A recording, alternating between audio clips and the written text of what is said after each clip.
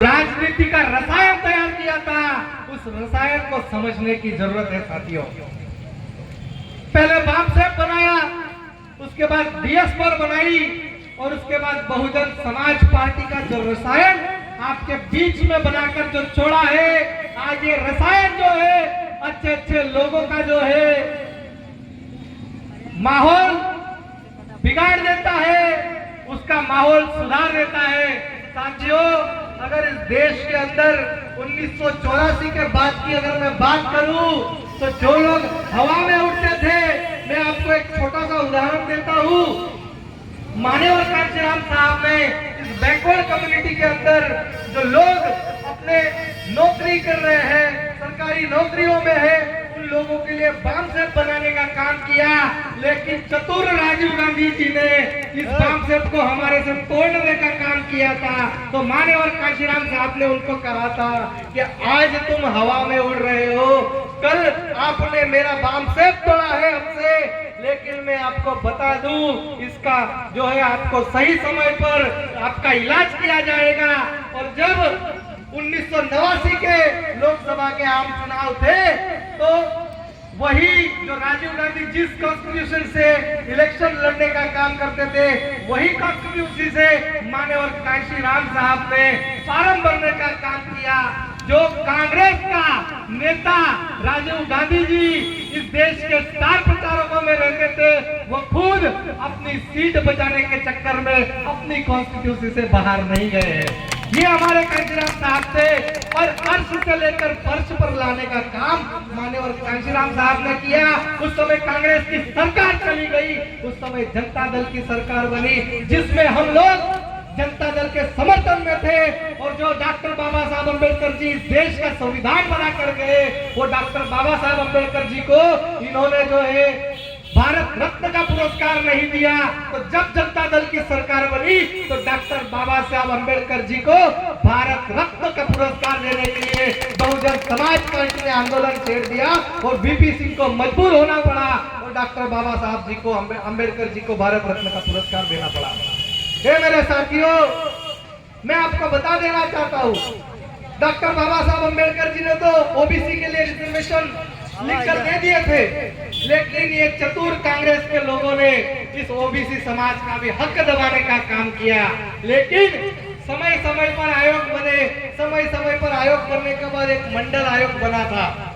ये मंडल आयोग जब बना था तो ये मंडल आयोग को लागू करने के लिए मान्यवर कांशीराम साहब ने दिल्ली पे धरना प्रदर्शन दिया। मंडल आयोग लागू करो वरना कुर्सी खाली करो का नारा दिया। तब जाकर वीपी सिंह को भी समझ में आ गया हमारी प्राइम मिनिस्टर की कुर्सी भाई चली जाएगी, इसलिए इस देश के 100 में से 54% लोगों को मान्यवर कांशीराम साहब ने ओबीसी का रिजर्वेशन दिलाने का काम किया था। ये मेरे साथियों, आज ओबीसी समाज भटक चुका है। मैं आपको बता दूं कि जब ओबीसी को आरक्षण दिया गया तो यही लाल कृष्ण अडवाणी जी जो थे, जो सोमनाथ से रथ यात्रा निकाले थे और मंडल नहीं कमंडल चाहिए का नारा दिए थे। साथियों, यही लाल कृष्ण अडवाणी थे, यही अटल बिहारी वाजपेयी थे, जो हमारे समर्थन से इस देश की सत्ता पे काबिज हुए थे और प्राइम मिनिस्टर बनने का काम किए थे। जब उनको पता चल गया कि हम यूपी का बदला केंद्र में लेंगे, तब अटल बिहारी वाजपेयी ने कांशीराम साहब को आकर कहा, हाथ जोड़े और कहा, कांशीराम जी आप कहे तो हम आपको राष्ट्रपति बना देते हैं। तो कांशीराम जी ने उनको कहा कि अटल बिहारी वाजपेयी जी अगर बनाना है तो हमें प्रधानमंत्री बना दो, ये राष्ट्रपति का जुमला हमें देने का काम न करे।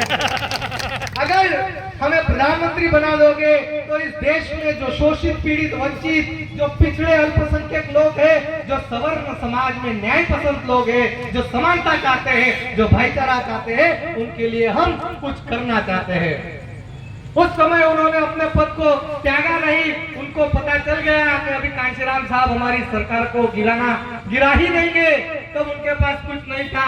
जब आप हमारे मंडल को, हमारा मंडल आयोग जब लागू होता है तो आप कमंडल लेके निकल जाते हो, आप हमारे हिसाब में हमारे वोटों से सरकार में आ जाते हो, और जब सरकार में आ जाते हो तो हमारे हक अधिकारों को छीनने का काम करते हो।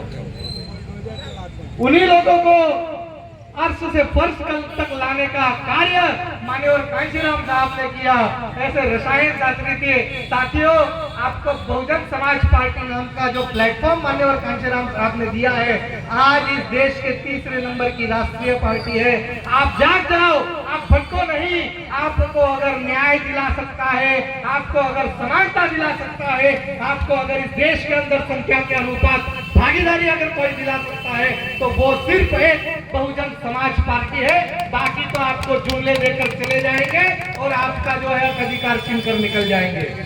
साथियों, माननीय कांशीराम साहब के बारे में कहे तो क्या कहे। वो सरकारी नौकरी करते थे, सरकारी नौकरी को छोड़कर उन्होंने जो है इस देश के 80 में से 100 में से 85% लोगों को जगाने का काम किया और उस समाज को, जो हाथी जैसा समाज था, वो हाथी जैसे समाज को अपनी ताकत से अवगत कराने का काम किया। अगर माननीय कांशीराम साहब के सपनों का भारत आप चाहते हैं, डॉक्टर बाबा साहब अम्बेडकर जी के सपनों का भारत आप चाहते हैं, तो बहुजन समाज पार्टी को मजबूत करने का काम करें, बहुजन समाज को शासन सत्ता में लाने का काम करें।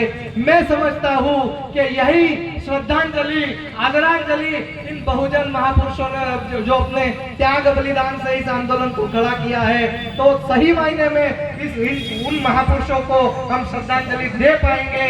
इसी शब्दों के साथ जो है मैं अपनी वाणी को विराम देता हूँ। जोर से नारा लगाएंगे, माननीय कांशीराम साहब